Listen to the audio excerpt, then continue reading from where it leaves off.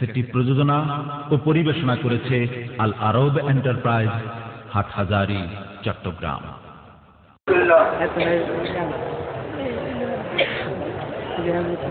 الحمد لله نحمده ونستعينه ونستغفره ونعوذ بالله من شرور أنفسنا من يهد الله فلا مضل له ومن يضلله فلا هادي له ونشهد أن لا إله إلا الله وحده لا شريك له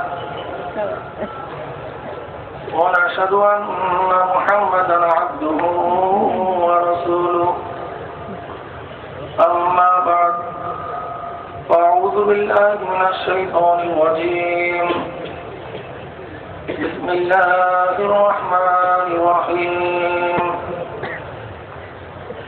يا أيها الذين آمنوا صلوا عليه وسلموا تسليما اللهم صل على سيدنا ونبينا وشفيعنا وحبيبنا ومولانا محمد صلى الله عليه وعلى آله وصحبه وبارك وسلم اللهم صل على سيدنا ونبينا وشفيعنا وحبيبنا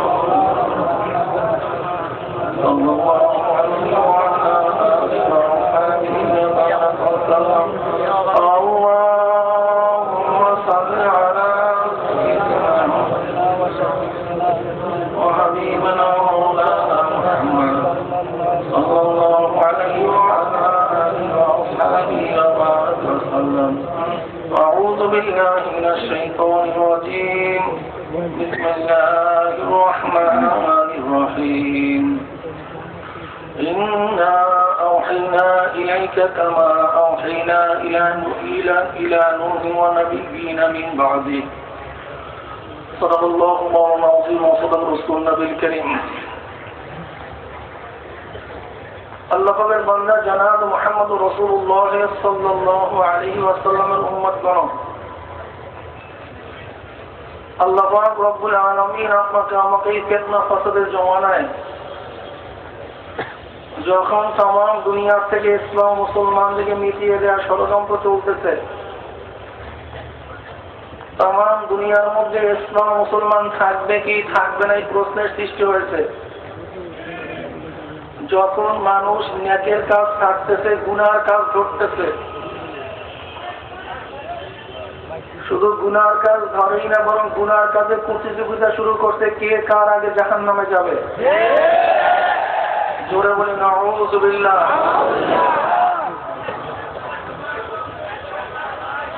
যেই মুহূর্তে মানুষ নেকের কাজে আশ্চর্য হয়, গুনার কাজে স্বাভাবিক থাকে, সেই মুহূর্তে আল্লাহ পাক রব্বুল আলামিন আপনাকে আমাদের কোরআন এবং হাদিসের মজলিস, আলেম ওলামাদের মজলিস, মুমিন মুত্তাকিনদের মজলিস, এই জাকিরিন শাকিরদের মজলিসে আসার মতো, বসার মতো, বলার মতো, শোনার মতো তৌফিক দান করছেন। এই জন্য শুকরিয়া আমরা সবাই বলি আলহামদুলিল্লাহ। রাত্র অনেক হয়ে গেছে, সেরে তার জাতির ওলামায়ে কেরাম 2 দিন ব্যাপী আপনাদেরকে বিভিন্ন আলোচনার মাধ্যমে উদ্বুদ্ধ করেছেন, বিভিন্ন বিষয় সম্পর্কে জ্ঞান দান করছেন। তামাম দুনিয়ার অবস্থা কি, বর্তমান বাংলাদেশের অবস্থান কি, মুসলমানের ভবিষ্যৎ কি, করণীয় কি,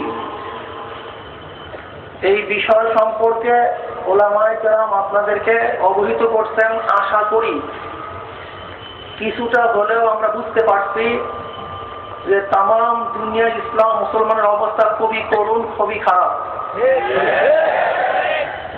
আমাকে বিষয়বস্তু দেওয়া হয়েছে ইসলামী শিক্ষা জাতি গঠন করার ব্যাপারে কি ভূমিকা রাখে এবং বর্তমান শিক্ষা নীতি 2009 উপরে আলোচনা করার জন্য খাস করে কর্তৃপক্ষ আমাকে আদেশ করেছেন। যেহেতু শিক্ষার উপরে আলোচনা করতে হবে বিদায়ী আমি একেবারে গোড়ার দিকে চলে গেছি। আল্লাহ পাক রব্বুল আলামিন বলেন ইন্না আওহাইনা ইলাইকা কামা আওহাইনা ইলা নূহ ওয়া নাবিয়্যিনা মিন বা'দি। উলামায়ে কেরাম জানেন, বুখারী রাহমাতুল্লাহ আলাইহি এই আয়াতের মাধ্যমে তরজমাতুল বাব ওহীর বাব সূচনা করেছেন। তিনি বুঝাতে চান ওহীর মাধ্যমে ইলমে নবুবী ইলমে ইলাহি শুরু হয়েছে। এর থেকেই আমরা বুঝলাম জ্ঞান দুই প্রকার, এক ইলমে ওহী আর এক ইলমে গায়রে ওহী। ওহী আবার ওহীর মাতলু গায়রে মাতলু এই বিষয়ে আমার ব্যাখ্যা করার দরকার নেই। শুধু এতটুকু বলবো যে ইলমে ওহী ইলমে নবুবী এবং ইলমে ওহী ব্যতীত জ্ঞান, এই দুই জ্ঞানের মধ্যে পার্থক্যটা কি? ইলমে ওহী এমন এক ইলম যা গবেষণার মাধ্যমে অর্জন করা যায় না, যা গবেষণার মাধ্যমে অর্জন করা যায় না। ইলমে ওহী এমন এক ইলম যা আল্লাহ প্রদত্ত বিভিন্ন কায়দায় জনাবে মুহাম্মদ রাসূলুল্লাহ সাল্লাল্লাহু আলাইহি ওয়াসাল্লামের উপরে নাযিল হয়েছে, বিভিন্ন কায়দায়। আর ইলমে গায়রে ওহী এমন এক ইলম যেই ইলম, যেই জ্ঞান গবেষণামূলক জ্ঞান। ইলমে ওহীর মূল উস্তাদ আল্লাহ, আর ইলমে ওহী ব্যতীত মূল জ্ঞানের উস্তাদ হলো মূর্খ। কথা বুঝাতে পারি নাই? ইলমে ওহীর মূল উস্তাদ কে? আল্লাহ। আর যে ইলম, যে জ্ঞান ইলমে ওহী না, তার মূল উস্তাদ কে? মূর্খ। তার উস্তাদ কে? মূর্খ। জনাবে মুহাম্মদ রাসূলুল্লাহ সাল্লাল্লাহু আলাইহি ওয়াসাল্লাম বলেন আল্লামানি রব্বি ফাহসানা তা'লিমি। আমাকে শিক্ষা দিয়েছে আমার প্রভু আল্লাহ, আমার ইলম কতই না উত্তম ইলম। ওয়া আদাবানি রব্বি ফাহসানা তা'যীবি। আমাকে আদব শিক্ষা দিয়েছেন আমার প্রভু আল্লাহ, আমার আদব কতই না উত্তম আদব। আমি আগেই বলছি ইলমে ওহী গবেষণার মাধ্যমে অর্জন করা যায় না।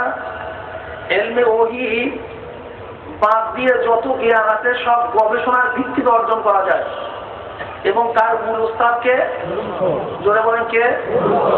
আর ইলমে ওহীর মূল উস্তাদ কে? আল্লাহ। দলিল তো আগেই বলছি, আল্লাহর হাবিব বলছেন আমাকে শিক্ষা দিয়েছেন কে? আল্লাহ। কিন্তু ইলমে ওহী ব্যতীত যত জ্ঞান আছে তার মূল উস্তাদ যে মূর্খ, তার দলিলটা কি?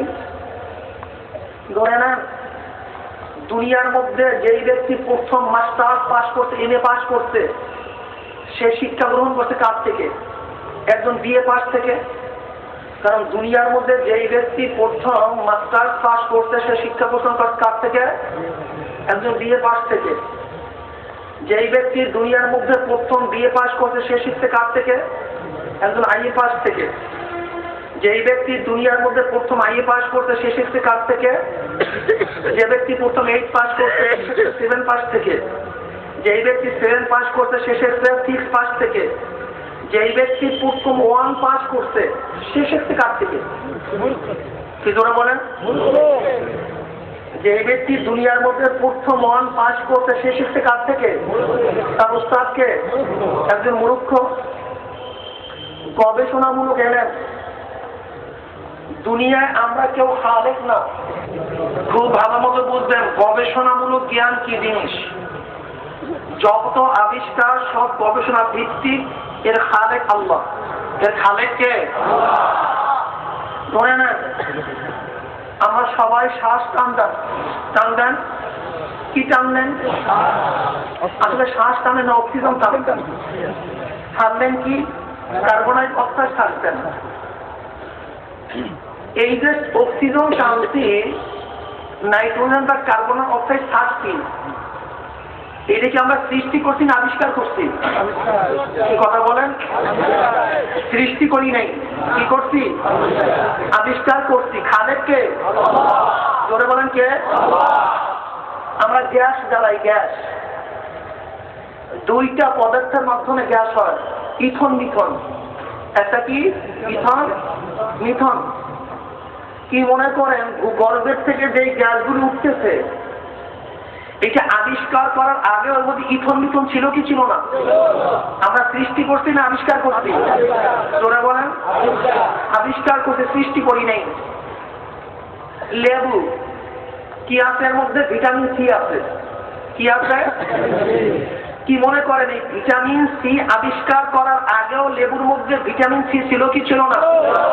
ছিল। সৃষ্টি করছি না আবিষ্কার করছি? দুধের মধ্যে সব ধরনের ভিটামিন পাওয়া যায়, এ বি সি সব পাওয়া যায়। শুধু তাই নয়, একটা মানুষের জীবনে বাঁচার জন্য যতগুলি উপকরণের দরকার সব কিসের মধ্যে আছে? এটা আবিষ্কার হয়েছে না সৃষ্টি হয়েছে? আবিষ্কার হয়েছে। আমাদের জানার আগেও দুধের মধ্যে এই সমস্ত পদার্থগুলি ছিল কি ছিল না? তাই দুধ সৃষ্টি করছি না আবিষ্কার করছি? আবিষ্কার করছি। আরো সহজে বোঝার চেষ্টা করবেন। আমরা এই উপাদানের মাধ্যমে চলি। আমাদের হাড়ের অবস্থা এই, কিডনির অবস্থা এই, আমাদের লিভারের অবস্থা এই, আমাদের ফুসফুসির অবস্থা এই, রক্তের গ্রুপ এতগুলি। এই যে রক্তের গ্রুপ এতগুলি, এই থেকে আমরা গ্রুপ সৃষ্টি করছি না আবিষ্কার করছি? কি করছি? খালেক কে? খালেক আল্লাহ। আরো সহজে বুঝেন, এই যে একটা অ্যাম্প্লিফায়ারের মাইক্রোফোন, অ্যাম্প্লিফায়ার মাইকের মেশিন, একে অ্যাম্প্লিফায়ার বলা হয়। কি দিয়া গঠন করা হয়, বানানো হয় কি দিয়া? ওর মধ্যে কি আছে? ওর মধ্যে transformer, output transformer, input transformer. ওর মধ্যে রেজিস্ট্যান্স আছে, কনভার্টার আছে, ট্রানজিস্টর আছে। এছাড়া একটা অ্যাম্প্লিফায়ার মধ্যে আর কিছু নাই। Transformer, resistance, converter, transistor. কি কথা ঠিক না? এছাড়া মাইকের মেশিনের মধ্যে বলেন। এখন আমরা দেখবো এইগুলিকে আমরা আবিষ্কার করতে গিয়ে সৃষ্টি করছি। আমরা দেখবো ট্রান্সফরমার কি দিয়া বানায়? দুইটা পদার্থ প্রয়োজন। কয়টা পদার্থ? লোহা এবং তামা। কি?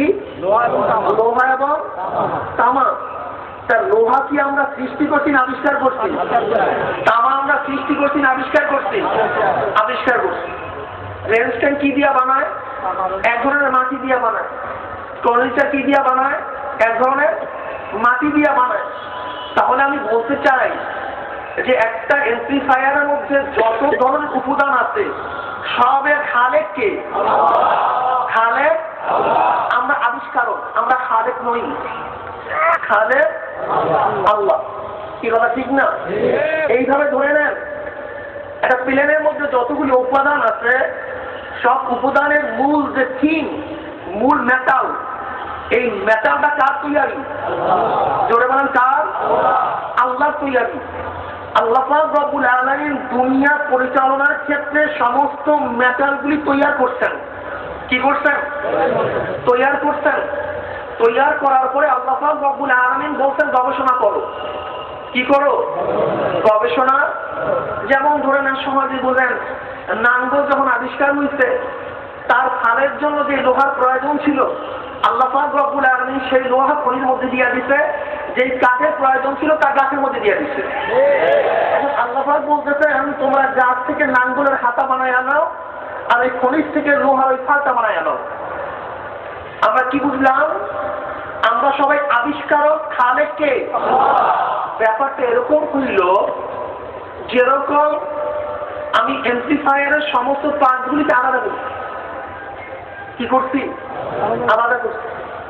এখন আমি বললাম যে এই যে বিচ্ছিন্ন পার্টগুলির মাধ্যমে এমন একটা মেশিন হবে যেই মেশিনগুলি এত শক্তিশালী, তুমি কথা বললে তোমার কথাকে অনেক দূরে সে নিয়ে দিতে পারবে, ছড়াইয়া দিতে পারবে। বাস আপনাদের পার্টগুলি ছিটিয়ে দিলাম। আপনি কি করলেন? 1000 বছর পর্যন্ত চেষ্টা করিয়া একটা রেজিস্ট্যান্স বানাইছেন। আবার আর একজনে 1000 বছর পর্যন্ত চেষ্টা করিয়া একটা ট্রান্সফরমার বানাইছে।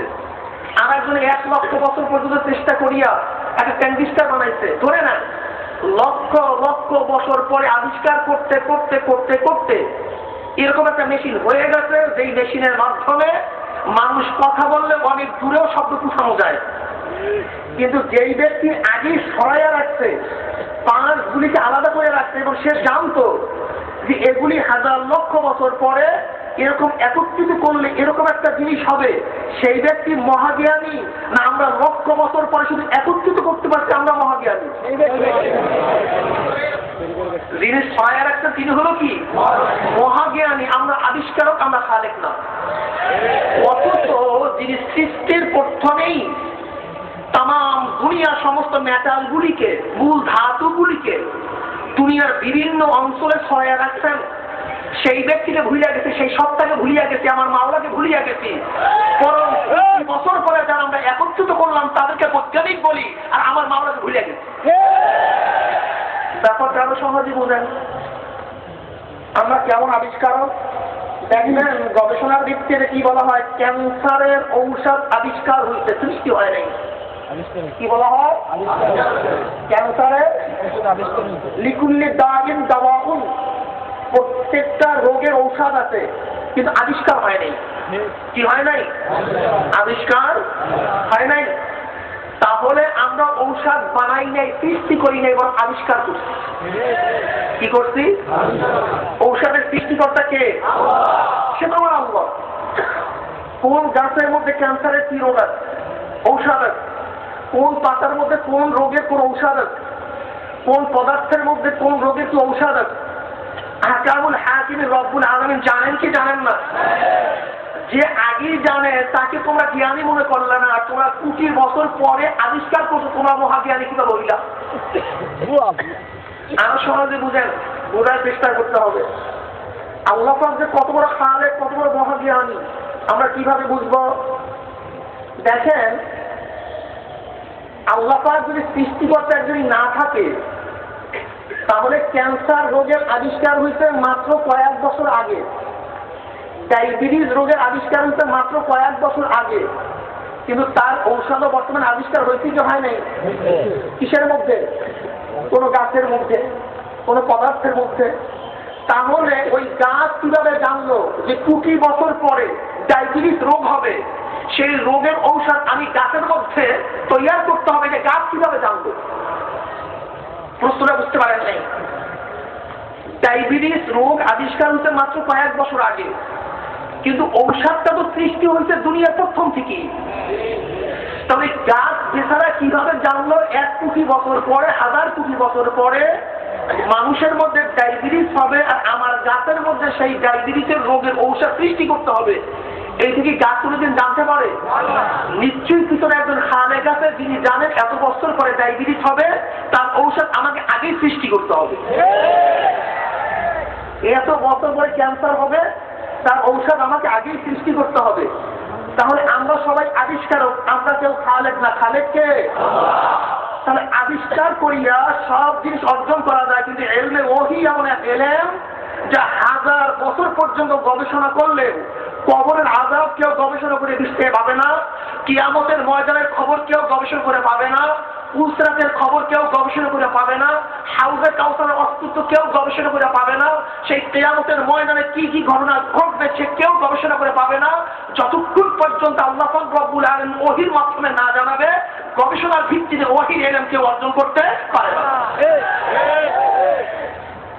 তাহলে আমি আগেই বলছি কি, এলমে ওহী এমন এক এলেম যা গবেষণার মাধ্যমে অর্জন করা যায় না। এলমে ওহী বহির্ভূত যত এলেম আছে তা কিসের মাধ্যমে অর্জন করা যায়? গবেষণার মাধ্যমে অর্জন করা যায়। আর এলমে ওহীর মূল উস্তাদকে, আর এলমে বিহীন ও ইসের এলেমের উস্তাদকে। তার প্রমাণ দেখবেন, এলমে ওহী যাদের মধ্যে আসছে তাদের মধ্যে আদমে চলে আসছে। কি চলে আসছে? কিন্তু যাদের মধ্যে এলমে ওহী নাই তাদের মধ্যে বেয়াদুফি, তাদের মধ্যে মূর্খতা চলে আসছে। তার কুল্লু শাইইন ইয়ারনি আলা আসলি, প্রত্যেকটা জিনিস তার মূলের দিকে ধাবিত হয়। যার সাথে এলমে ওহী সম্পর্ক, তার চরিত্র, তার পোশাক আশাক, তার চেহারা, তার কথাবার্তা, তার আমল আখলাক মাওলা থেকে রঙে রঙিন হয়ে যায়। আর যার মধ্যে এলমে ওহী নূর আসে না তার মধ্যে জুহলাত, মূর্খতা চলে আসে। এবার আসেন এলমে, আমি সংক্ষেপে বলবো, বিস্তারিত বলার আমার সময় নেই। ইন্না আওহাইনা ইলাইকা কামা আওহাইনা ইলা নূহি ওয়া নাবিয়্যিনা মিন বা'দ। আল্লাহ পাক রব্বুল আলামিন যদি দয়া করে মায়া করে ওহির জ্ঞান আমাদেরকে শিক্ষা না দিতেন, তাহলে ওহির জ্ঞান কোন মানুষ গবেষণার ভিত্তিতে অর্জন করতে পারত না। এলমে ওহির মাধ্যমে মানুষ হয়। এলমে ওহির মাধ্যমে জোরে বলেন কি হয়? মানুষ। আর এলমে ওহি না শিখলে মূর্খ মানুষ জাহেল হয়ে যায়, বোকা হয়ে যায়, জ্ঞান শূন্য হয়ে যায়। কি কথা ঠিক না? এখন বলতে পারেন হুজুর তার প্রমাণটা কি? তার প্রমাণ দিতে হবে। দেখবেন বাসের পিছনে লেখা আছে শিক্ষাই জাতির মেরুদণ্ড। কি লেখা আছে না? আমি অনেক সময় চিন্তা করি এরকম ভুল শব্দ কেন বাসের পিছনে লেখা থাকে, ফ্যাক্টরির মধ্যে এরকম ভুল শব্দ কেন লেখা থাকে? শিক্ষাই যদি জাতির মেরুদণ্ড হয়, তাহলে জাহাঙ্গীরনগর ইউনিভার্সিটিতে 100 ধর্ষণ করার পরে সেঞ্চুরি পালন করছিল তারা। যারা 100 ধর্ষণ করার পরে সেঞ্চুরি পালন করে তারা কি জ্ঞানী না মূর্খ? ধরে বলে যারা ইফতিজিং করে, ইফতিজিং এর শিকার হয়, তারা জ্ঞানী না মূর্খ? যারা জ্ঞান শিক্ষা করে, জ্ঞান অর্জন করে, পাশ্চাত্য পাশবিক জ্ঞান অর্জন করে গরিবের রক্ত চুষে খায়, তারা কি জ্ঞানী না মূর্খ? এখন আপনি বলতে পারেন আপনাদের জ্ঞানের মাধ্যমে কত পার্সেন্ট মানুষদেরকে মূর্খ করছেন, আর আমাদের জ্ঞানের মাধ্যমে কত পার্সেন্ট জাহেলদেরকে মানুষ বানাইছি। এটা প্রমাণিত হবে। কি কথা ঠিক না?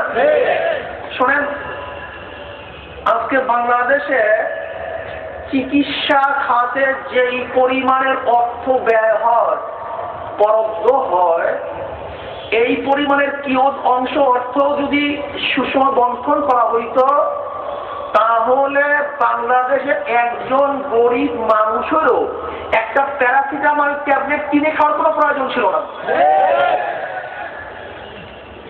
যদি আপনার একজন ছেলে মেধাবী হয়, আপনার যদি প্রশ্ন করা হয় আপনার ছেলেকে কি বানাবেন, তখনই বলবে কি ডাক্তার বানাবো, অথবা দ্বিতীয় চয়েস ইঞ্জিনিয়ার বানাবো। এই কথা ঠিক না? কি বলে? ডাক্তার বানাবো, ইঞ্জিনিয়ার বানাবো। আমি প্রশ্ন করতে চাই, চিকিৎসা খাতে যত পরিমাণের অর্থ বরাদ্দ হইতেছে গরিবদের জন্য, এই গরিবের সমস্ত বরাদ্দকৃত ঔষধ বিক্রি করিয়া কোন আলেম ব্যক্তিকে নিজের প্যানের মধ্যে ঢুকাইছে না ওই প্রথম চয়েস ডাক্তার প্যানের মধ্যে ঢুকাইছে? ডাক্তার প্যানের মধ্যে ঢুকাইছে। এই গরিবের রক্ত চুষে কারা? কোন আলেম না, ডাক্তার। কি কথা ঠিক না? দ্বিতীয় চয়েস ইঞ্জিনিয়ার বানাবেন। আমি প্রশ্ন করতে চাই, হাজার হাজার কোটি টাকা রাস্তার থেকে ডিজাইনের মাধ্যমে, ডিজাইন বোঝেন নাই, যেমন চিটাং থেকে ঢাকা পর্যন্ত একটা মহাসড়ক হবে, লেন্থ হবে এত, পাশ হবে এত, থিকনেস হবে এত, তার আপনার মডিফাই এত হবে, পাথর এত হবে, তার মধ্যে পিস এত থিকনেসে দিতে হবে, এরকম একটা আছে নাই? ফর্মুলা আছে না? গ্রাউন্ড আছে না? বেশ ভালো কথা। এই শত শত কিলোমিটার রাস্তার 2 পাশ থেকে 2 ইঞ্চি কমাইয়া দিয়া, পিজের থিকনেসের 2 ফুট কমাইয়া দিয়া হাজার হাজার কোটি টাকা আত্মসাৎ করতে কোনো আলেম নয় মূর্খরা? আমরা করি নাই। তাহলে সর্বোচ্চ শিক্ষা থেকে মানুষ বানাইতে পারে নাই, বরং গরিবের অর্থোচ্চার মতো আপনাকে রুবি বানাইয়া বানাইছে। আপনি তো মানুষ না, আপনার মধ্যে লোভ আছে, আর যার মধ্যে লোভ আছে সে মানুষ হতে, তার চরিত্র কুকুরের চরিত্র। তবে হ্যাঁ, ইঞ্জিনিয়ারদের মধ্যেও কিছু ভালো মানুষ আছে, সেই ভালো মানুষটা ওই জ্ঞানে ভালো করে নাই, বরং নিশ্চয়ই এলমে ওহির সাথে যাদের সম্পর্ক, তাদের সুহবতে আসার কারণ 2-1 ইঞ্জিনিয়ার মানুষ হয়েছে। কি কথা ঠিক না? ওই 2-1 ইঞ্জিনিয়ার যদি এলমে ওহির সুহবতে না আসতো, ওরাও মানুষ থাকতো না, ওরাও জাহেল হয়ে যেত। আপনারা জানেন আজকে বাংলাদেশের গরিব ব্যক্তি তাদের চাউল, তাদের গম, তাদের পোশাক বিক্রি করিয়া কোন আলেম কি প্যাট করছে নাকি? গুলশান বানানোতে বাড়ি বানাইছে নাকি? বরং যারা বলে আমাদের চরিত্র, অমুকের চরিত্র ফুলের মতো পবিত্র, নামাজ পড়েন একক জন্মের খাওয়া সমস্ত গরিবের টাকাকে আত্মসাৎ করে যারা গরিবের তাদের মধ্যে লাথি মারে, ওরা মানুষ হতে পারে না, বরং মানুষ শুধু ওরা পশু। হ্যাঁ, দুই একজন যে দেখা যায় ভালো, কসম করে বললাম, দেখবেন এলমে ওহির সাথে যাদের সম্পর্ক, তাদের সাথে সম্পর্ক থাকার কারণে তারা ভালো হয়ে গেছে। কিন্তু যারা ওই সমস্ত পাশবিক শিক্ষায় শিক্ষিত, তাদের একত্রবাদের মাধ্যমে একজন লোককে ভালো বানাতে পারে। এলমে ওহি, এলমে নববী, কোরআনের এলেম না থাকলে তাকে মানুষ বলা আর রহমান আল্লাহ কোরআন খলাকাল ইনসান, এই ব্যাখ্যা আপনারা শুনছেন। এরপরে আসেন, এই এলমে ওহির এত মূল্য থাকা সত্ত্বেও পাষণ্ডরা কেন এলমে ওহি শিখে না? কারণটা কি? চোরে শোনে না ধর্মের কাহিনী, চোরে শোনে না ধর্মের কাহিনী। ওরা জানে এলমে ওহির সাথে সম্পর্ক করলে চুরি করতে পারবো না, ডাকাতি করতে পারবো না, ধর্ষণ করতে পারবো না।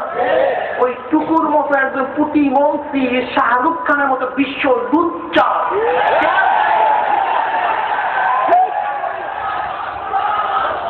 বিশ্ব লুচ্চা ও গোটা বাংলাদেশের মন্ত্রী পরিষদের সমস্ত মন্ত্রীদের এবং এমপিদের বাংলাদেশের জনগণের নাকি এবং মুখে গালি রিপন করছে। একজন প্রতিমন্ত্রী সংসদের হওয়া সত্ত্বেও ওই লম্পট শাহরুখ খানের ড্যান্স মঞ্চে গিয়ে সে চেয়ারের আসন না পেয়ে নিতে পড়ছে। এতে বাংলাদেশের সংসদকে অপমান করতে, সম্মানিত করতে পারেনি। খুব ভালো মতো বুঝবেন এলমে ওহি কি জিনিস এবং গায়ের এলেম কি জিনিস, গায়ের ওহি কি জিনিস। প্রিয় ভাইও, তোলা ভাই, এলমে ওহি পাক ভারত উপমহাদেশে প্রথম এইভাবে এলমে হাদিসের দর্শ শুরু করেন কে? শাহ ওলিউল্লাহ মুহাদ্দিস দেহলভী রাহমাতুল্লাহ আলাইহি। 1702 তিনি জন্মগ্রহণ করেছিলেন শাহ আব্দুর রহিম সাহেব রাহমাতুল্লাহ আলাইহির ঘরে। শাহ ওলিউল্লাহ মুহাদ্দিস দেহলভী রাহমাতুল্লাহর 4 ছেলে, শাহ আব্দুল আজিজ সাহেব রাহমাতুল্লাহ আলাইহি, শাহ আব্দুল কাদের সাহেব রাহমাতুল্লাহ আলাইহি, শাহ রফিউদ্দিন সাহেব রাহমাতুল্লাহ আলাইহি, শাহ আব্দুল গনি সাহেব রাহমাতুল্লাহ আলাইহি, সবাই বড় বড় মুহাদ্দিস ছিলেন। কি কথা ঠিক না? ব্রিটিশ বিনিয়া এই দেশে কিভাবে আসলো আমি আগেই বলছি, সংক্ষিপ্ত করতে হবে। 1498-তে ভাস্কর দা গামা পর্তুগিজ, সে প্রথম পাক ভারত উপমহাদেশে নৌপথে সুরাতে আসে। তার অনুকরণ করে ইস্ট ইন্ডিয়া কোম্পানি নামে ব্রিটিশের একদল ব্যবসায়িক দল 1600 সালে সুরাত অবতরণ করেন হ্যাকিংসের নেতৃত্বে। মিস্টার হ্যাকিংসের নেতৃত্বে 1600 সালে সুরাতে আসেন। 1608 সালে এই ব্রিটিশরা তৎকালীন বাদশাহ জাহাঙ্গীরের নিকট থেকে 1608 সালে ইস্ট ইন্ডিয়া কোম্পানি নতুন ভাবে ব্যবসার অনুমতি লাভ করে। ব্রিটিশরা তৎকালীন জমানায় নির্বোধ জাহাঙ্গীর তাদের অনুমতি দেয় ব্যবসা করার জন্য। এমনকি ভারতবর্ষে অনেক জায়গা ছেড়ে দেয় তাদের জন্য। 1-2 একর জমি নয়, 500 কিলোমিটার পর্যন্ত জমি ইস্ট ইন্ডিয়া কোম্পানিকে বিনা শর্তে ছেড়ে দেয় এবং সেখানে তারা রাজত্ব কায়েম করে। এই সুযোগ পেয়ে ইস্ট ইন্ডিয়া কোম্পানি আর বসে থাকে নাই। 1700 সালের দিক থেকে কয়েকটা স্থান তারা দখল করে নিয়েছেন। 1717 সালে তারা মশিউর দখল করেছেন, গভর্নর হয়েছেন। 1740-এর মধ্যে 4টা প্রদেশে তার গভর্নর হয়েছেন। আপনারা জানেন 1803 ঈসাই সালে এই ইস্ট ইন্ডিয়া কোম্পানি দিল্লি জয় করে। তৎকালীন সম্রাট ছিল Zafar. East India company Delhi জয় করার সময় ওই যে শাহ ওলিউল্লাহ মুহাদ্দিস দেহলভী রাহমাতুল্লাহ আলাইহির সুযোগ্য সন্তান শাহ আব্দুল আজিজ সাহেব রাহমাতুল্লাহ আলাইহি, তিনিও দিল্লির মসজিদে 1803 ঈসাই সালে ঘোষণা দেন আজকের থেকে 5 বছর উপমহাদেশ দারুল ইসলাম নয়, দারুল হারব, ইস্ট ইন্ডিয়া কোম্পানির বিরুদ্ধে আমাদের যুদ্ধ করতে হবে। কি করতে হবে?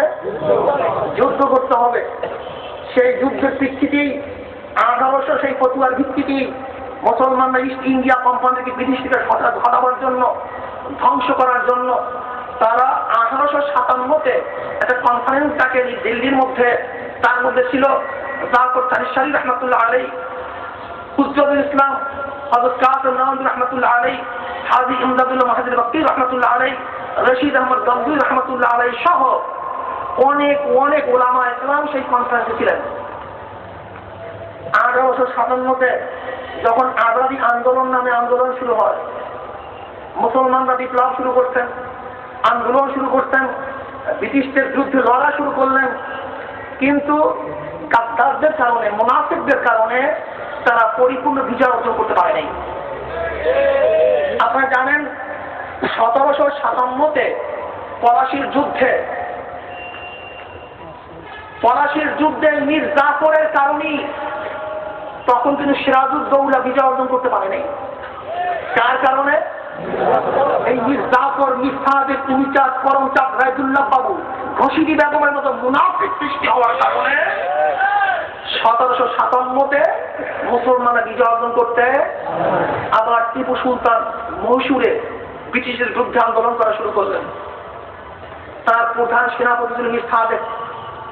এই মুনাফিক বা ব্রিটিশ তাকে কনভার্ট করছে। তাকে বলা হলো, তোমাকে 900 একর জমি দিয়া দেব। বা 900 একর জমির লোভে মীর সাহেব অস্ত্র ছেড়ে দিলেন। মহীশূরের যুদ্ধে টিপু সুলতান শাহাদাত বরণ করলেন। এই মুনাফিকরা এমন মুনাফিকি করলো, ইসলামকে চিরতরে 5 ভারত উপমহাদেশ থেকে বিজয় দেওয়ার সূচনা স্থাপন করছে। মুসলমানরা বসা নেই, তারা আন্দোলনরত অবস্থায়।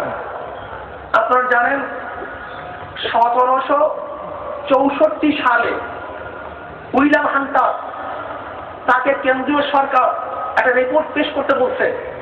ঘটনা কি? 5 ভারত উপমহাদেশের অবস্থান নাকি? উইলিয়াম হান্টার একটা রিপোর্ট পেশ করলেন যে আজাদী আন্দোলনে মুসলমান ব্যতীত আর কাউকে অংশগ্রহণ করতে দেখা যায়নি। 5 ভারত উপমহাদেশ থেকে যতক্ষণ পর্যন্ত মুসলমানদেরকে ধ্বংস করা না যাবে এবং কোরআনকে বিদায় দেওয়া না যাবে, আলেমদেরকে হত্যা করা না হবে, ততদিন পর্যন্ত 5 ভারত উপমহাদেশে কোন অবস্থাতেই ব্রিটিশ শাসন করিতে পারিবে না। উইলিয়াম হান্টার 1764-তে এই রিপোর্ট, 1864-তে এই রিপোর্ট পেশ করার পরে মুসলমানদের উপরে নির্যাতন শুরু হয়ে গেছে, নিপীড়ন শুরু হয়ে গেছে। আপনারা জানেন এমন নির্যাতন, এমন নিপীড়ন শুরু হয়ে গেছে যে নিপীড়ন এবং নির্যাতন ইতিহাস কোন মানুষ কোনদিন ভুলতে পারে না। মিস্টার টমসন তৎকালীন জমানার বড় একজন সাংবাদিক। টমসন নিজের ইতিহাসে লিখেন, ডায়েরিতে লেখেন, আমি একবার আমার এক তাঁবুতে গেলাম। তাঁবুতে যাওয়ার পরে আমি মানুষ পোড়ার গন্ধ পাইতেছি, মনুষ্য দেহের পচা লাশের গন্ধ পাইতেছি। আমি তাঁবুর বাহিরে যখন বের হলাম তখন দেখলাম প্রজ্বলিত আগুনের মধ্যে 40 জন আলেমদেরকে যত অবস্থা জানানো হইতেছে। টমসন নিজে বলেন, আমি দেখতেছি আমার অবস্থানকালী আরো 80 জন আলেমকে নিয়ে আসা হয়েছে, তাদেরকে আমার সামনে উলঙ্গ করা হয়েছে। এক ব্রিটিশ বলতেছে যে, হে আলেমের গোষ্ঠী, তোমরা যদি শুধু এতটুকু কথা বলো যে আমরা আজাদী আন্দোলনে অংশগ্রহণ করি নাই, আমরা আজাদী আন্দোলনে অংশগ্রহণ, শুধু এতটুকু বললেই আমরা তোমাদেরকে ছেড়ে দেব, আমরা তোমাদেরকে হত্যা করব না। মিস্টার টমসন বলতেছে, ওই ঈশ্বরের কথা যিনি আমাকে সৃষ্টি করছে, আমি দেখলাম একজন আলেম মুখ খুলল না। তারা প্রজ্বলিত আগুনের মধ্যে জ্বলার জন্য প্রস্তুত, কিন্তু মিথ্যা বলার জন্য প্রস্তুত হয় নাই। তারা মিথ্যা মাথা মতো করতে প্রস্তুত হয়নি, মৃত্যুবরণ করার জন্য মাথা মতো মুসলমান করতে। ইতিহাস কিসের দিন কি হইল আর আমরা কি করতেছি? জাফর তারিশারি রহমতুল্লাহ আলাইহি বলেন, আমাকে আবদ্ধ করা হলো, নির্যাতন স্টিম রোলার চলতেছে। আমাকে যখন হত্যা করার জন্য ফাঁসিতে নেওয়ার জন্য জেলখানায় নেওয়া হচ্ছে, তখন জেলার ডাক দিয়ে বলতেছে, এই মৌলবী গোষ্ঠী, এদেরকে এইভাবে রাখছো কেন? ওদেরকে একটা খাতা তৈরি করো, খাতার মধ্যে ঢুকাইয়া রাখো। 3 জন আলেমকে এক খাতার মধ্যে ঢুকানো হইল, লোহার খাতা। তারপর থানেশ্বর রহমতুল্লাহ আলাইহি বলেন, সেই খাতাগুলি এইভাবে ছিল, খাতার মধ্যে আবার পাখির ঠোঁটের মতো এরকম বড় বড় লোহা দিয়া বড় বড় সুই মতো করা হয়েছিল। ঢেলা দেওয়ার কোনো ব্যবস্থা ছিল না, উপরে ওঠার কোনো ব্যবস্থা ছিল না, শোয়ার কোনো ব্যবস্থা ছিল না। এইভাবে আমাদেরকে আবার আরেকজন স্থানান্তর করা হইল। 3 মাস পর্যন্ত খাতার মধ্যে রেলে নেওয়া হইল, বগির মধ্যে এরকম রেল ঝুলছে, আর আমরা ওই সুর মধ্যে যাচ্ছি, করার কিছু ছিল না। এরপরে যখন ব্রিটিশটা হুকুম দিল ওদেরকে ফাঁসি দেওয়া হবে, তখন জাফর থানেশ্বর রহমতুল্লাহ আলাইহি বলেন, যখন আমাদের ফাঁসির আদেশ হইল, আমরা খুশিতে আত্মহারা হয়ে গেছি যে এখনই হাউজে কাউসারের পানি পান করব, মাওলার দিদার অর্জন করব, দুনিয়ার থেকে বিদায় হয়ে যাওয়া সহ্য হচ্ছে না। যখন এই ঘোষণা আমাদেরকে দেওয়া হইল, আমাদের ফাঁসির কাছে ঝুলানো হবে, এই খবর নিয়ে যখন আসছে, তখন দেখতেছে আমাদের মুখের মধ্যে হাসি, চেহারার মধ্যে উজ্জ্বলতা। ব্রিটিশ সৈন্যরা বলতেছে, তোমরা মৃত্যুর ঘোষণা শুনিয়া তোমাদের মুখের মধ্যে উজ্জ্বলতা কেন, হাসি কেন? বলে, হাসি কেনই বা দেবো না, এখন পাকে মাওলার সাথে আমরা দেখা করবো, হাউজে কাউসারের পানি আমরা পান করবো, আমরা এই সুসংবাদে কেন খুশি হব না? বলে, ও মৃত্যুতে তোমরা খুশি হবা, তোমাদেরকে ফাঁসি দেওয়া হবে না, নিয়ে যাও এটাকে সেই আন্দার কূপের মধ্যে, সেখানে নিয়ে যাও চরের মধ্যে, সেখানে নিয়ে তাদেরকে অত্যাচার করো, অবিচার করো, নির্যাতন করো। নিয়ে যাওয়া হলো। যখন যায় তখন 8 বছরের ছেলে এবং তার স্ত্রী দেখা করার জন্য আসছিল। তারপর থানেশ্বর রহমতুল্লাহ আলাইহি বলেন, আমার 8 বছরের ছেলে আবেগে কাঁদতেছে, আব্বু তোমার সাথে কি আর দেখা হবে না? সে বলতে, বাবা বেঁচে থাকলে আবার দেখা হবে, আর বেঁচে না থাকলে হাউজে কাউসারের সাথে একসাথে দেখা হবে। প্রিয় ভাইও, আলেম ওলামাদের অত্যাচার অবিচারের অবস্থা এরকম হইল, সে উইলিয়াম হান্টার রিপোর্টের পরে চাকরির চর থেকে শুরু করে খায়বার পর্যন্ত এমন কোন গাছ ছিল না যে এই গাছের মধ্যে আলেমদের একজনকে ঝুলানো হয়নি, এরকম কোন আলেম বাকি নেই। আপনারা জানেন, এই বাংলার মধ্যে 80,000 মাদ্রাসা ছিল, সমস্ত মাদ্রাসায় ঘুরে দেওয়া হইল। শুধু দিল্লির মধ্যে 1000-এর উপরে মাদ্রাসা ছিল, সেই মাদ্রাসাকে ধ্বংস করা হইল। মাদ্রাসার অস্তিত্ব পর্যন্ত নাই, আলেমদের অস্তিত্ব পর্যন্ত নাই। কেন? উইলিয়াম হান্টার বলছিল যে মুসলমানদের থেকে যতক্ষণ কোরআন বিদায় না দেওয়া যাবে, ততক্ষণ পর্যন্ত ব্রিটিশরা সুস্থভাবে দেশে শাসন করতে। তৎকালীন জমানায় এই রিপোর্টের পরে 3 লক্ষ কোরআন শরীফের কপি, কয় লক্ষ? 3 লক্ষ কোরআন শরীফের কপি দাঁড়ায় দেওয়া হয়েছিল। বলতে পারেন 3 লক্ষ কোরআন শরীফের কপি দাঁড়াই গেলে অসুবিধা কোথায়? আমরা ছাপাখানায় 1 মাসের মধ্যে তার চেয়ে বেশি ছাপাবো। তৎকালীন সময় ছাপাখানা ছিল না, কোরআন শরীফ হাতে লিখতে হইত, হাতে লিখতে হইত। এরকম হাতে লেখা 3 লক্ষ কপি কোরআন শরীফ প্রজ্বলিত করা হয়েছে, তারাই দেওয়া হয়েছে। এরপর উইলিয়াম হান্টারের কোনো মধ্যে আলেমদের অত্যাচার করা হয়েছে, সব তৎপাত করিয়া ফেলাইছে, কিচ্ছু নাই। মুসলমানরা এদিক ওদিকে চলে গেছেন, ব্রিটিশদের বিরুদ্ধে আন্দোলন চলতেছিল। তৎকালীন সময় এই দেওবন্দ মাদ্রাসা, কি মাদ্রাসা? 1213 হিজরি, 83 হিজরি মোতাবেক 1866, 15ই মুহররম, 30শে মে রোজ বৃহস্পতিবার এই দেওবন্দ মাদ্রাসার প্রথম সূচনা হয়। আলহামদুলিল্লাহ। এই দেওবন্দ মাদ্রাসার ইতিহাসের ভিত্তি ছিল বাতিলের মোকাবেলা করা। বলেন কি? বাতিলের সাথে আপোষ করা। এই ব্রিটিশ বিনিয়াদের বিরুদ্ধে লড়াই করার জন্য দেওবন্দ মাদ্রাসার সূচনা হয়েছিল। ব্রিটিশদের সাথে আপোষ করার জন্য দেওবন্দ মাদ্রাসার সূচনা হয়। এখন আমার প্রশ্ন, আমরা আকাবের বলি, আমাদের আকাবেরদের ইতিহাস কি, আমাদের ইতিহাস কি? আকাবেররা কয়দিন জেল খাচ্ছেন, আমরা কয়দিন জেল খেয়েছি? আকাবেররা কতদিন মাইর খেয়েছেন, আমরা কত মাইর খেয়েছি?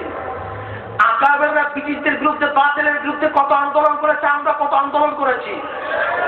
বরং আমরা বাতিলকে সেবা সুস্থতা করি, আমরা বাতিলদের আনুগত্যতা স্বীকার করেছি, বাতিলদের কাছে, মাদার কাছে আম চাইতেছি, কিন্তু আমাদের আকাবেররা কোনো অবস্থা দিয়ে বাতিলদের কাছে দিনের কোনো সাহায্য তলব করে। আমরা কাদের কাছে আজকে স্বীকৃতি চাইতেছি? কাদের কাছে স্বীকৃতি চাইতেছি? ফাসিকদের কাছে, ব্রিটিশদের কাছে না। আল্লাহ পাক রব্বুল আলামিন কওমি মাদ্রাসা স্বীকৃতি দিয়ে দিতে, কারো স্বীকৃতি কোনো প্রয়োজন নাই। বাতিলদের কাছে স্বীকৃতি আদায় করবো না, আমরা স্বীকৃতি নিজেরা নিজেরা দিয়ে নেবে ইনশাআল্লাহ। তার কাছে স্বীকৃতি আনতে যাবো? আল্লাহ পাক রব্বুল নিজেই স্বীকৃতি দিয়ে দিচ্ছেন। কি কথা ঠিক না? আজকে মানুষদের থেকে দ্বীন ইলমকে উচ্ছেদ করার জন্য চক্রান্ত চলতেছে। কারণ তৎকালীন সময় সম্রাট বলছিল যে আমরা পাঁচ বছর উপমহাদেশ থেকে চলে যাব, কিন্তু এমন এক শিক্ষা নীতি এদেশে রেখে যাব যারা সূরাতে বর্ণে থাকবে ভারতী, কিন্তু তাদের অন্তর এবং কলব হয়ে যাবে সব ব্রিটিশই। কি কথা ঠিক না? আপনারা জানেন আজকে ইসলামী শিক্ষার উপর আক্রমণের কারণটা কি? ইসলামী শিক্ষাকে ধ্বংস করার চেষ্টা কেন? ব্রিটিশরা জানে, বাতিলরা জানে, কোরআন এমন এক ইলম, হাদিস এমন এক ইলম, এমন এক জ্ঞান, যেই জ্ঞানে জ্ঞানী হলে কোন অবস্থাতেই পাশ্চাত্য শিক্ষার প্রতি মানুষের আকর্ষণ থাকবে। এজন্য দেখবেন যত দোষ সব মাদ্রাসা ছাত্রদের, এখান থেকে জিন্দি পয়দা হয়, মৌলবাদী পয়দা হয়, অমুক পয়দা হয়, তমুক পয়দা হয়। আমি বলবো তোমরা যে বলতেছো অমুক পয়দা হয়, তমুক পয়দা হয়, কিন্তু এখান থেকে পিলখানার মতো কোনো খুনি পয়দা হয় না, ধর্ষণ করার মতো কোনো মানুষ পয়দা হয় না, শেষের জিনিসকে লুটপাট করার মতো একজন মানুষও তৈরি হয় না। আজকে যারা ইসলামী শিক্ষাকে ধ্বংস করার জন্য চক্রান্তে আছে, আমি বলবো ওরা ব্রিটিশদের প্রতাপ্তা। কি কথা ঠিক না? যেরকম আকাবেররা ব্রিটিশের সাথে লড়াই করতে, যারা ইসলামী শিক্ষা উৎখাত করতেছে তাদের বিরুদ্ধে লড়াই হবে ইনশাআল্লাহ।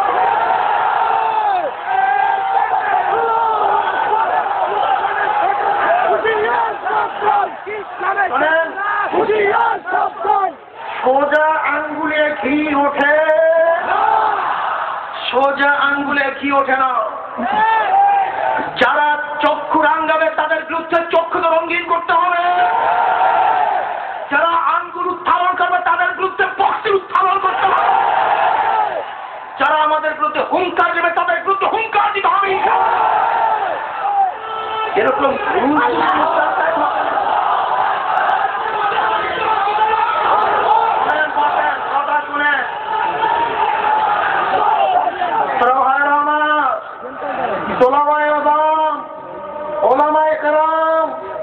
আমি সবাইকে বলবো, যেরকম ব্রিটিশদের দোসর ছিল গোলাম মোহাম্মদ কাদিয়ানি, আহমদ রেজা খান, গোলাম মোহাম্মদ পারভেজ, স্যার সৈয়দ আহমদ, এই চার আহমদের মাধ্যমে যেরকম ব্রিটিশরা ইসলামের বিরুদ্ধে মোমেনদের বিরুদ্ধে ফতোয়া সৃষ্টি করেছে, আজকেও দেখা যায় বামপন্থী ইসলামের দুশ্মনেরা কিছু আলেমদেরকে হাত করেছে।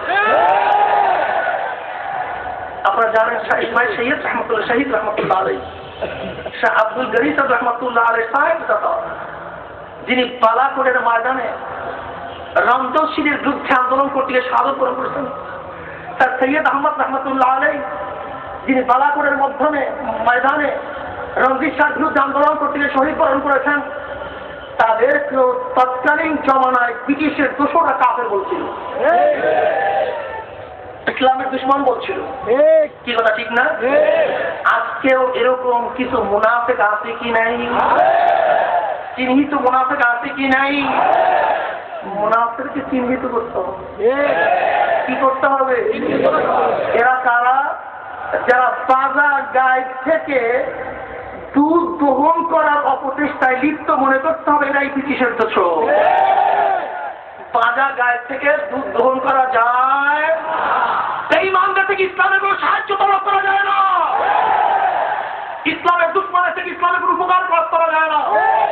তার ইসলামের শত্রু গর্জে উঠতে হবে। কি করতে হবে? ওই ঘরে বসে গর্জে উঠবেন, ঘরে বসে আন্দোলন করবেন। তোষামতে ইসলামী শিক্ষা দেশে থাকবে না। বলে দিলাম, তোষামত ইসলামী শিক্ষা থাকবে না। বাংলাদেশ নয়, 5 ভাগ উপমহাদেশে 200 বছর ব্রিটিশ শাসন করার পরেও ইসলামী শিক্ষার বিরুদ্ধে আইন পাশ করতে সাহস পায় নাই, কোরআনের বিরুদ্ধে আইন পাশ করতে সাহস পায় নাই, মুসলমানদের চক্ষু রাঙানোর সাহস পায় নাই। আজকে বাংলাদেশের ব্রিটিশের তত্ত্বাবধানে মুনাফিকের গোষ্ঠী ইসলামের বিরুদ্ধে আন্দোলন করে সাহস পেয়েছে, কোরআনের বিরুদ্ধে আইন পাশ করার সাহস পেয়েছে। আমরা বাংলাদেশের প্রত্যেকটা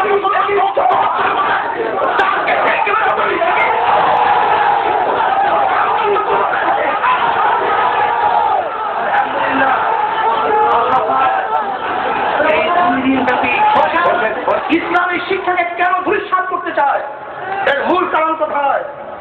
এমপিরা জানে ডাকাতি করতে পারবে না, মিষ্টারা জানে ডাকাতি করতে পারবে না, গরিবের টাকা লুটপাট করতে পারবে না। আমরা স্পষ্ট বলে দিতে চাই, বাংলার গরিবের মানুষের টাকা যদি আত্মসাৎ করা বাংলাদেশে হবে না। প্রত্যেকটা কড়ি টাকার হিসাব নেবে ইনশাআল্লাহ। কত ধানে কত চাল, হিসাব নিকাশ দিয়ে গতি থাকতে হবে। ইসলামী শিক্ষাকে ধ্বংস করতে চায়, আমি বলবো ইসলামী শিক্ষাকে ধ্বংস করতে দিবেন না। কিভাবে দিবেন না?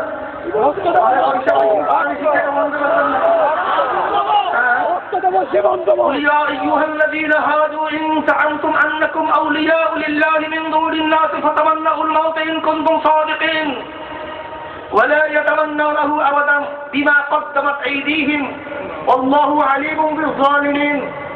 ইয়াহুদিরা মৃত্যুকে ভয় করে, ইয়াহুদিরা মৃত্যুকে পছন্দ করে, কিন্তু আমরা তো প্রতি মুহূর্তে মৃত্যুর সাথে আলিঙ্গন করার জন্য তৈরি আছি। মুসলমানরা মৃত্যুকে ভয় করতে পারে, মৃত্যুকে ভয় করে ইয়াহুদিদের খাসলা। আল্লাহ পাক স্পষ্ট কালামের মধ্যে ফরমান, قل يا أيها الذين هادوا إن زعمتم أنكم أولياء لله من دون الناس فتمنوا الموت إن كنتم صادقين। যদি আল্লাহকে মহব্বত করার দাবি করো তাহলে মৌলাকে কেন কামনা করো না? মৃত্যু হইলেই তো মাওলার সাথে মোলাকাত করতে পারবি, মরতে তো অবস্থা গেল। আসলে মাওলাকে মহব্বত করে না। আমরা যারা মাওলাকে মহব্বত করি, কোন দুশ্মনের আক্রমণকে ভয় করি না, কারোর চক্ষু রাঙ্গানিকে ভয় করি, জেল জুলুম অত্যাচারকে মুসলমান ভয় করতে পারে না ইনশাআল্লাহ। दस्त है दरिया भी नहीं सारे हमने, दस्त है दरिया भी नहीं सारे हमने, बाहर जुल्मत में दौरा दे घोड़े हमने। আমরা তো ওই মুসলমান লা আইবা ফীহিম গায়রা আন নাসিফাহুম ফীহিম নাফলুল মিন কারাইক তাইবিন আলাম তারা আন্নাল্লাহ কাল্লামা বাহরাহু ওয়া আনতালা বিল কুফারি বিহাদিস সালাইল। মুসলমানও সাদা পোশাক পরবা, টুপিতে মার দিয়া চলবা, আর ইফতারি করা পোশাক পরে ইসলামকে হেফাজত করবা। আমি আল্লাহর কাছে দোয়া করতেছি, এই হেফাজতে ইসলামের মহা সম্মেলন যদি আল্লাহ একামত ইসলামে পরিবর্তন করে দেওয়া, কারণ একামত ইসলামে পরিবর্তন হয়ে যায়। হেফাজত এক জিনিস, একামত আর এক জিনিস। হেফাজত বাবায় 10 টাকা দিচ্ছে, বাস কোন রকম 10 টাকা নিয়ে খুশি, কেউ যেন চোরে না নেয়, ডাকাতে না নেয়, ব্যবসা নিয়ে বর্ধিত করতে চাই না।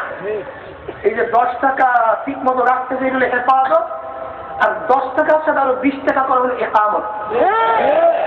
এটার নাম কি? একামত। আর 10 টাকা ঠিক হলে হেফাজত।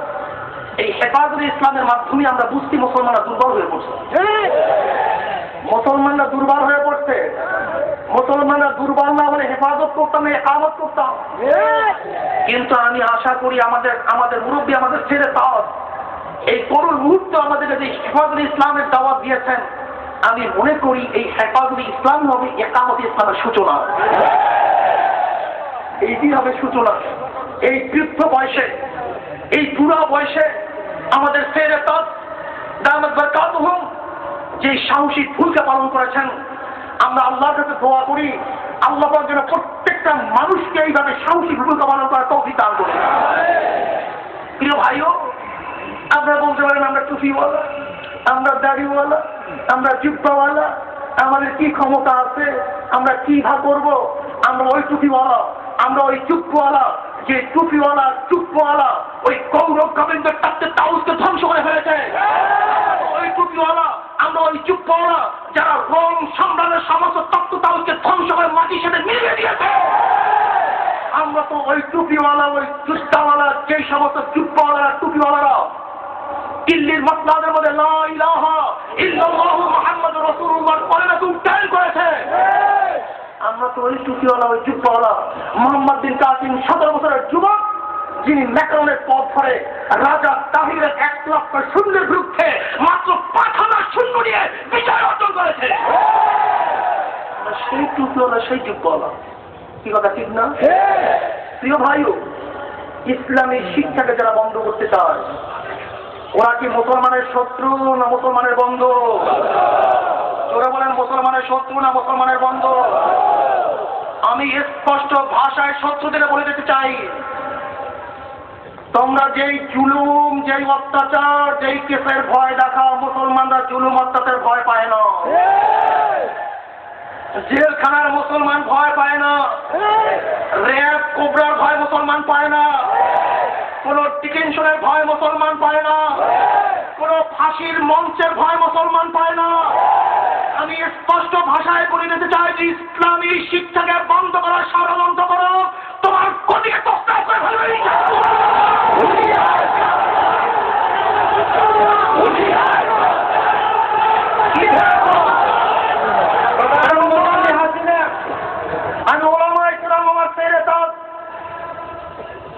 তাদের জুতা তুল্য আমি সমান নই, তাদের জুতা মাথায় বহন করলে আমি নিজে নিজে গৌরবান্বিত মনে করি।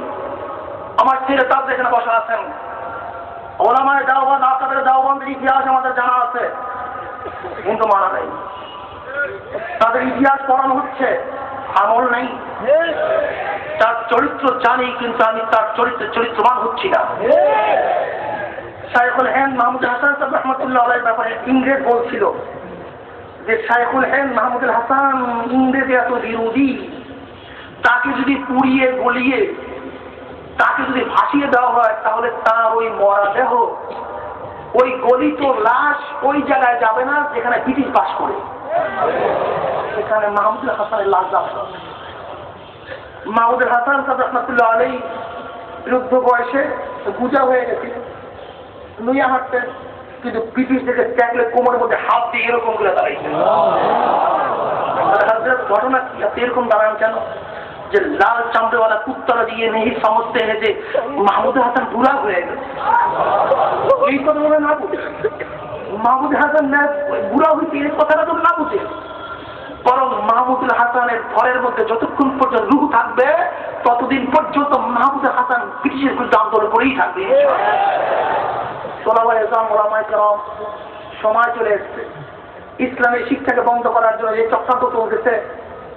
ইসলামী শিক্ষা বন্ধ করার চক্রান্তের মধ্যে আপনারা দেখছেন শিক্ষা কমিশন 2009 যে রিপোর্ট পেশ করছে, তার মধ্যে লিখছে যে 1 এবং 2 মধ্যে কোনো কোরআনী শিক্ষা থাকবে না, ধর্মীয় শিক্ষা থাকবে না, এই পর্যন্ত ঠিক করবে। আপনারা জানেন, আবার কয়েকদিন আগে পত্রিকার পত্রিকায় দেখছেন কওমি এবং আলিয়া মাদ্রাসার সিলেবাস নির্ধারণ করবে আমেরিকা এবং ব্রিটিশ। দেখছেন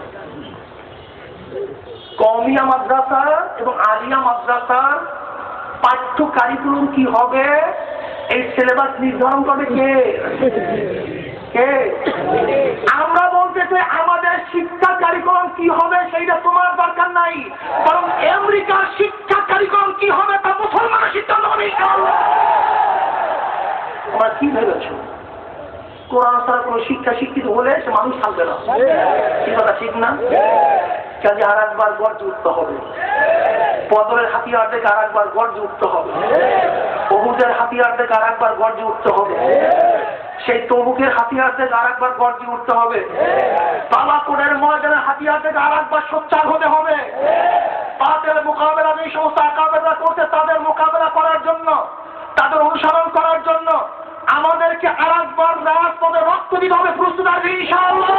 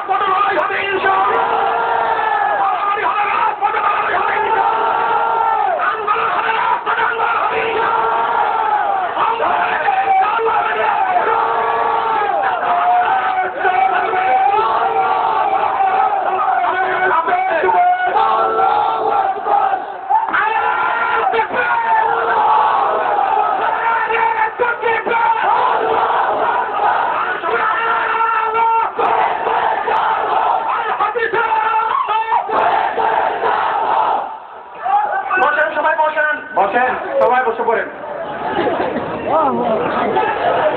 ভাইও আমার মুজাহিদ বাবারা, আপনারা বলতে পারেন যে হুজুর আমাদের শক্তি কোথায়? আমরা অল্প বয়সী, আমরা দুর্বল, আমাদের কামান নাই, আমাদের বোমা নাই, আমাদের অস্ত্র নাই, আমাদের অমুক নাই, আমাদের তমুক নাই। আমাদেরকে বড় ছিলেন না ছোট ছিলেন? আমাদেরকে বড় ছিলেন না ছোট ছিলেন? মোহাম্মদ বিন কাসিম রাহমাতুল্লাহ আমাদেরকে ছোট ছিলেন না বড় ছিলেন? বাহ্যিক দৃষ্টিতে আমাদের থেকে সবল ছিলেন না দুর্বল ছিলেন? তারা যদি ছোট হয়ে আবু জেহেলকে ধ্বংস করতে পারে, তারা যদি ছোট হয়ে পার্বত্য মহাদেশকে দখল করতে পারে, তারা যদি দুর্বল হয়ে তাম দুনিয়ার মধ্যে ইসলামের কর্মকে উত্থান করতে পারে, আমরা কেন দুর্বল? আমরা কেন ছোট? ইনশাআল্লাহ কলেমার পরে পরিণাম হয়ে আমরা লা ইলাহা ইল্লাল্লাহ যদি হুঙ্কার ছাড়ি, আল্লাহু আকবার হুঙ্কার ছাড়ি, ওই আমেরিকার তসলা সব হয়ে যাবে ইনশাআল্লাহ। আপনারা জানেন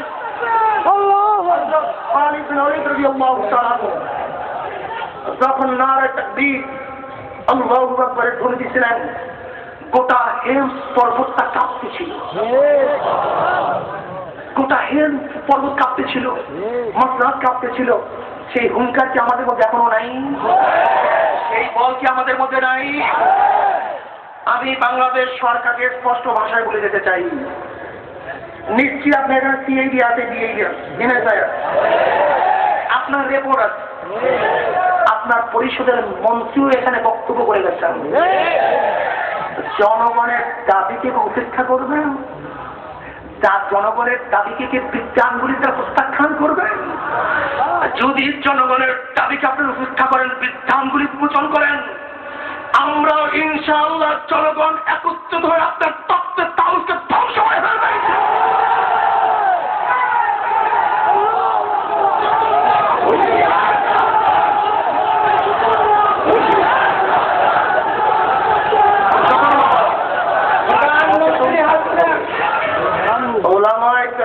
নেতৃত্ব দিতে হবে, ওলামা একরাম থেকে সৈনিক বেশে নামে মাঠে নামতে হবে।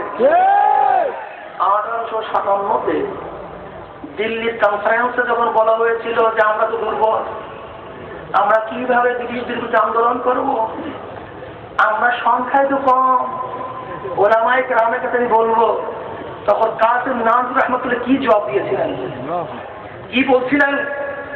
কাসিম নানপুর রহমতুল্লাহ তখন বলছিলেন, আমাদের সংখ্যা কি বদরের সংখ্যার চেয়েও কি কম নাকি? আমাদের সংখ্যা তো বদরের সংখ্যার চেয়ে কম নয়, আমরা কিভাবে কম হলাম? কাসিম নানপুর রহমতুল্লাহ বক্তৃতার পরে সমস্ত ওলামায়ে কেরাম ইজমা হয়ে গেছিলেন যে আমাদের সংখ্যা কম নয়, আমাদের সংখ্যা অনেক বেশি, কিন্তু ঈমানের অবস্থা দুর্বল হয়ে গেছে। দুর্বল কিসের? কিসের? জোরে বলেন কিসের? যদি এর সাথে হটাবার জন্য মিলন নামীয় ডাক্তার শহীদ মারা যেতে পারে, বাংলাদেশকে স্বাধীন করার জন্য যদি মানুষ রক্ত দিতে পারে, জীবন দিতে পারে, আজকে এক সরকারকে পরিবর্তন করার জন্য যদি মানুষ জীবন দিতে পারে, রক্ত দিতে পারে, আজকে একজন এমপিকে বানাবার জন্য যদি মানুষ রক্ত দিতে পারে, জীবন দিতে পারে, নিজের মতকে ঠিক রাখার জন্য যদি মানুষ রক্ত দিতে পারে, জীবন দিতে পারে, আমরাও কোরআনী শিক্ষাকে, ইসলামী শিক্ষাকে, আল্লাহর কালামকে, আল্লাহর হাদিসকে রক্ষা করার জন্য আমরাও কি জীবন দিতে পারি না? আমরা কি রক্ত দিতে পারি না? আমরা কি সব কিছু ত্যাগ করতে পারি না ইনশাআল্লাহ? জালেমের গোষ্ঠী, আজকে বাইতুল ফালাহ মাঠের অবস্থা দেখে যাও, এই মাঠের অবস্থা দেখে যাও, জমিয়াতুল ফালাহর অবস্থা দেখে যাও। মুসলমান নীরব হয় নাই, নিস্তব্ধ হয় নাই, মুসলমান এখনো ঘুমায় নাই, তাদের রক্ত এখনো শরীরের মধ্যে জমে যায় নাই, তাদের তলোয়ার এখন পর্যন্ত কোষামুক্ত হয় নাই। বরং আমরা যদি একবার তলোয়ার খুব মজার করে তোলা থাকতে পারি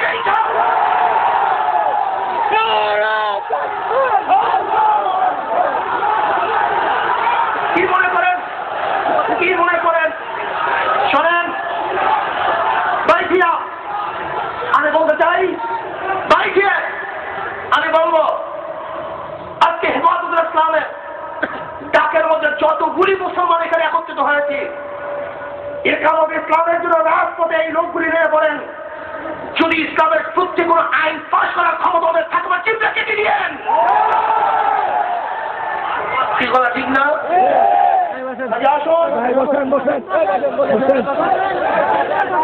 আসুন, ইসলামী শিক্ষাকে রক্ষা করতে হবে।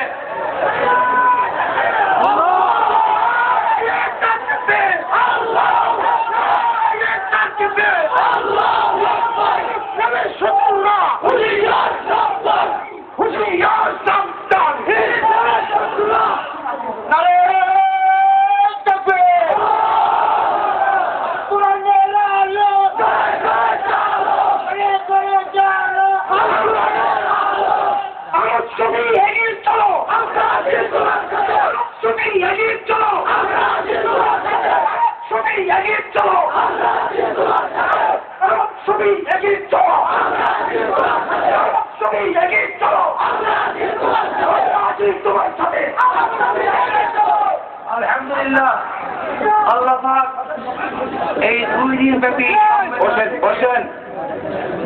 এই 2 দিন ব্যাপী সম্মেলন থেকে আমাদের করণীয় এবং বর্জনীয় সব কিছু শিখতে হবে। যদি সম্মেলন থেকে কোনো কিছু নাই শিক্ষা গ্রহণ করি, নদীটা কি হবে এই বিষয়ে যদি আমাদের জানাই না থাকে, তাহলে সম্মেলন কোনো মূল্য হলো না। কি কথা ঠিক না? মূল্যহীন হয়ে যাবে। আল্লাহ পাক রব্বুল আলামিন হেফাজতুল ইসলামের সম্মেলনকে একামত ইসলামের সম্মেলনের দ্বারা পরিবর্তন ইসলামের হুকুমত কায়েম করার তৌফিক আল্লাহ পাক দান করেন। আজকে বাংলাদেশের বুকে আল্লাহ পাকের বিধান পর্দার বিরুদ্ধে আইন করার দুঃসাহস দেখিয়েছে। আবার নাস্তিকদের হালে নতুন ভাবে পানি পেয়েছে। মনে হয় যেন নাস্তিকদের নৌকার মধ্যে নতুন ভাবে চলার পানি পেয়েছে। কি কথা ঠিক না? দিল্লির বাবারা নাকি বাংলাদেশ চালায়, এদেশ নাকি রয়রা চালায়, র যা বলবে তাই নাকি করবে। আমি বলবো কোন র তোমার বুঝি টুঝি না। কি কথা ঠিক না? কোন র নাই, কেসবি নাই, মশাদ তোষাদ কিছু বুঝি টুঝি না। কি কথা ঠিক না? বাংলাদেশের জনগণের সাথে গাদ্দারি করবা, পিঠের চামড়া থাকবে না। কথা বলতে একেবারে পরিষ্কার, স্পষ্ট। মুনাফিকিও নাই, ভেজাল টাকার কিছু। আমাদের সাথে আছে কে? কার রহমান? কার রহমান? কার উপরে আমরা ভয় করি? কাকে ভয় করি?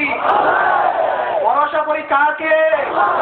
কার উপরে ভরসা করি, কার উপর ভরসা করি? আমি আমার দেশীয় প্রাইম মিনিস্টার মাননীয় শেখ হাসিনাকে বলবো, আপনি নাকি নামাজ পড়েন, আপনি নাকি কোরআন তেলাওয়াত করেন, আপনার লোকেরা সব জায়গায় বয়ান করে বেড়ায়, কোরআন তেলাওয়াত করেন। আপনি যদি কোরআনকে মহাব্বত করেন, তাহলে আপনার সরকারের আমলে কোরআনকে বন্ধ করার চক্রান্ত কিভাবে করে? কি কথা ঠিক না? আপনি যদি নামাজকে মহব্বত করেন, নামাজকে ধ্বংস করার চক্রান্ত কিভাবে করি? শিক্ষা নেওয়া উচিত। ইতিহাস থেকে যারা শিক্ষা না নেয় তারা বড় ভুল করে। ঠিক কথা ঠিক না? 2001-এর পরাজয়ের কথা আপনার মনে আছে? কেন? আলেম ওলামাদের অত্যাচার করার কারণে 2001-এ আপনি নির্বাচিত হতে পারেন নাই। জনগণ আপনাকে প্রত্যাখ্যান করেছে। যদি এবারও আপনি আলেম ওলামাদের সাথে ইসলামের সাথে গাদ্দারি করেন, তাহলে আগামী নির্বাচনে আপনাকে আস্থা করে নিক্ষেপ করা হবে ইনশাআল্লাহ।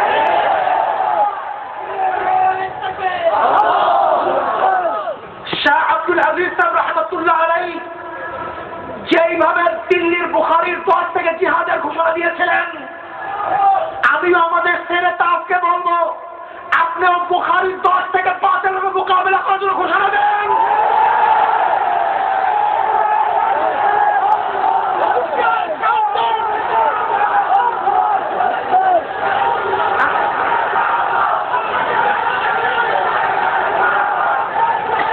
শাহ আব্দুল আজিজ সাহেব রাহমাতুল্লাহ আলাইহি তিনি যদি বুখারীর 10 থেকে বাতিলের মোকাবেলায় আন্দোলন করার জন্য ঘোষণা দিতে পারেন, আমাদের সাহেবগণকে আমি বলবো তাদের উত্সাহিত হয়ে বাতিলের মোকাবেলা করার জন্য আমাদেরকে আমরা আহ্বান করুন। ওয়ালাকিন নুকাতিলু ইয়ামিনিকা ওয়া শিমালিকা ওয়া বাইনা ইয়াদাইকা ওয়া খালফাকা। ইনশাআল্লাহ আমরা আপনার ডানে থাকবো, আপনার বামে থাকবো, আপনার সামনে থাকবো, আমরা পিছনে থাকবো। আমরা ইনশাআল্লাহ সামনে অগ্রসর হবো, ঢাল হিসাবে কাজ করবো, পিছপা হবো না ইনশাআল্লাহ। পিছপা মুসলমান হতে পারে না, এই কথা ঠিক না?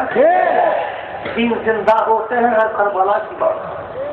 কারবালা ছাড়া দিন কোনদিন জিন্দা হইতে পারে? রক্ত দিয়ে ছাড়া ইসলাম কোনদিন বিজয় হতে পারে না ইনশাআল্লাহ। রক্ত দিতে হবে, সাহাবাত বরণ করতে হবে। তাই ইসলামী শিক্ষাকে রক্ষা করার জন্য আমি বলবো, প্রিয় ভাইও, ওলামায়ে কেরাম, তরুণেরা, মাদ্রাসা শিক্ষা স্বীকৃতি কোন ফাসেকদের দেওয়ার দরকার নেই। আল্লাহ পাক বলেন, ওয়াল্লাযীনা উতুল ইলমা দারাজাত ইন্নামা ইয়াখশাল্লাহা মিন ইবাদিল উলামা হাল ইয়াস্তাবিল্লাযীনা ইয়ালামুনা ওয়াল্লাযীনা লা ইয়ালামুন হাল ইয়াস্তাবিল আ'মা ওয়াল বাসীর। আল্লাহ পাক রব্বুল আলামিন জায়গায় জায়গায় ওলামাদের ফজিলত বয়ান করতে, কোন ফাসেক ফজিলত কোন কথা নাই করো, আমাদের কাফের কথা নাই করতে তোমার কিছু আসে যায় না। কাজী ওলামায়ে কেরামদেরকে বলবো, ওলামায়ে কেরামদেরকে বলবো, সতর্ক থাকুন, সচেতন থাকুন, সজাগ থাকুন। যে কোনো মুহূর্তে আহ্বান আসতে পারে। ইনশাআল্লাহ আমরা নীরব হব না, নিস্তব্ধ হব না, ততদিন ইনশাআল্লাহ আমরা ওই ইসলামী হুকুমত কায়েম করতে না পারবো। লাকিমার ভাঙরে তালা, ওরেও বন্দিশালা, আগুন জ্বালা, আগুন জ্বালা। লাকিমার ভাঙরে তালা, ওরেও বন্দিশালা, আগুন জ্বালা, আগুন জ্বালা। আল্লাহ পাক রব্বুল আমাকে এবং আমাদের সবাইকে কবুল করেন। আলাইনা ইল্লাল বালাগ। আগামী এই 2 দিন আমাদের মুফতি এজাহার সাহেব দামাত বারকাতুহুম, তিনিও জেলে আছেন। আমরা তার জন্য দোয়া করি যেন আল্লাহ পাক রব্বুল আলামিন তাকে সসম্মানে অতি শীঘ্রই তাকে জেলখানা থেকে মুক্তি দান করেন। আর আগামী 13ই জানুয়ারি এবং 13-14 ইনশাআল্লাহ এই চাঁদপুরি মাঠে 2 দিন ধরে সমন্বয় নমুনে মাহফিল আছে। আমির মুজাহিদুল পিশাউদ্দিন দামাত বারকাতুহুম থাকবেন, আমিও থাকবো, অনেক ওলামায়ে কেরাম থাকবে। আমার জন্য আমি দোয়া চাই, হযরতের কাছে দোয়া চাই, সবাই কাছে দোয়া চেয়ে আমি আমার বক্তব্য শেষ করছি। আমা আলাইনা ইল্লাল বালাগ। আসসালামু আলাইকুম।